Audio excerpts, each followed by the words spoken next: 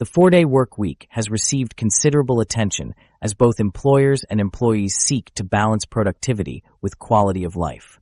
The idea of reducing the standard workweek has circulated for decades, but recent years have seen a surge in interest, with a variety of organizations and governments exploring its feasibility. While headlines often focus on the promise of improved well-being and greater efficiency, the practical realities of adopting a shorter workweek remain complex and context-dependent. Most available research suggests that the impact of a 4-day work week varies widely by sector and national context. In some industries, particularly those reliant on knowledge work or project-based output, condensed schedules are easier to implement.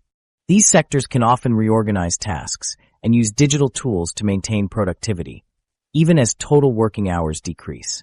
In contrast, service industries and roles requiring constant coverage, such as healthcare, retail, and logistics, face greater challenges.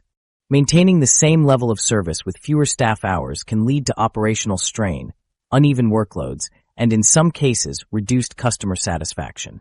One of the recurring themes in the discussion around shorter workweeks is the need for careful planning and adaptation. Companies that have experimented with reduced schedules often invest significant resources in workflow redesign, communication protocols, and employee training before making the transition. These upfront costs can be substantial, and outcomes are not always predictable. For small businesses lacking the capacity for large-scale changes, the transition may prove especially difficult.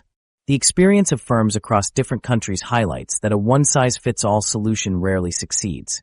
Instead, the success of a 4-day workweek depends on tailoring the approach to the specific needs of each organization and industry. Economic research has yet to reach a consensus on the broader implications of widespread adoption. While some early studies report improvements in employee morale, reduced absenteeism, and modest gains in productivity, these results are not universal. In many cases, shifts in work schedules have produced only marginal changes in output, and some organizations have reverted to traditional models after initial trials. The complexity of measuring productivity, especially in service and creative sectors, makes it difficult to draw clear conclusions about the long-term effects of a condensed workweek. Another factor complicating the analysis is the role of seasonal and cyclical economic patterns. The Dallas Fed's recent work on inflation dynamics, for example, suggests that early-year inflation spikes are often tied to seasonal factors rather than changes in work schedules or labor market structure. This finding highlights the challenge of isolating the effects of a 4-day workweek from broader economic trends. Policymakers and business leaders must consider these external influences when evaluating the potential benefits or drawbacks of reducing standard work hours. The question of wage adjustments remains unresolved. In most trials, salaries have been maintained despite reduced hours, raising concerns about long-term sustainability and potential inflationary pressures if adopted at scale.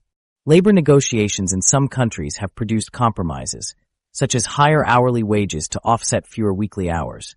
But these solutions are not easily replicated across all sectors.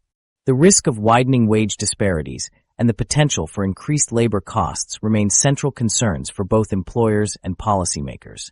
Public response to the idea of a 4-day workweek is generally positive, with surveys indicating strong interest among workers in a better work-life balance. However, the transition often requires changes in consumer behavior and expectations.